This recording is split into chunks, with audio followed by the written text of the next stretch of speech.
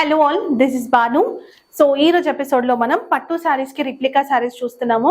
ఇవి వచ్చేసి Banaras silk saris and మనకి చాలా గ్రాండ్ గా కనిపిస్తాయి ఫంక్షన్స్ కి కానీ ఫెస్టివల్స్ కి కట్టుకోవడానికి. అండ్ నేను ఫ్రిల్స్ కూడా తీసి చూపిస్తాను మీకు ఎట్లుంటుందని చెప్పి. మనం ఇట్లా కుర్చీలు తీస్తే కూడా ఎంత బాగుందని.